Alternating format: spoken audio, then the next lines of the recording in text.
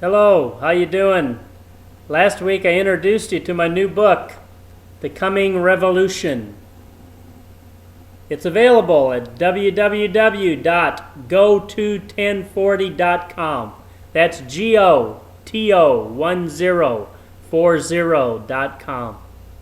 In the introduction, I mentioned that I believe there needs to be a serious and significant change in how the church is doing missions. Today I want to tell you one of the reasons why I believe the change is necessary, and that is misplaced priorities, both on the part of the church and individual Christians in the church.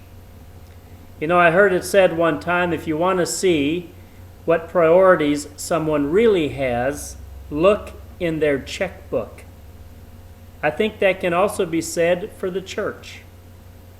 Let's look at the church's checkbook. Consider these two statistics. First, Christians spend more on the annual audits of their churches and agencies, about $810 million a year, than on all their workers in the non-Christian world.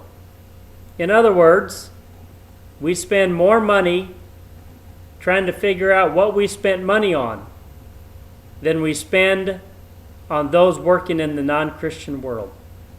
That's sad. Or how about this one? Today's Christians spend more money on dog food than missions. Bow wow. That is crazy and sad. Now, I realize not everyone has misplaced priorities. I met a pastor one time in China. His name is Pastor Samuel Lamb. Amazing man. Been in prison over 22 years of his life. Been persecuted by the Chinese police consistently. And he has very solid priorities. He preaches the gospel, no matter what. So I know that that is true for some.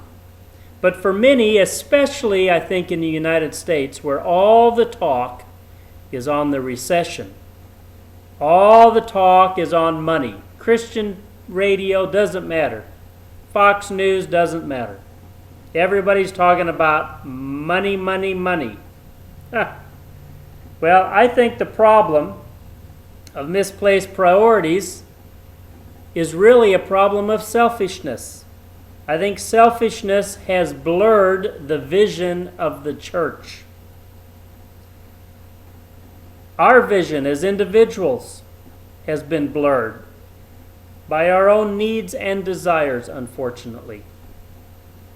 Instead of talking about the economic stimulus, blah, blah, blah, how about focusing on a stimulus in world missions? A stimulus to fulfill the Great Commission. So, here's my challenge today. Evaluate your priorities. Make sure you're in line with the will of God.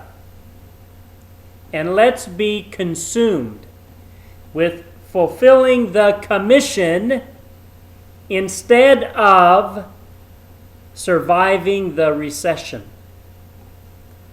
You can read much more in my book, The Coming Revolution. www.go21040.com.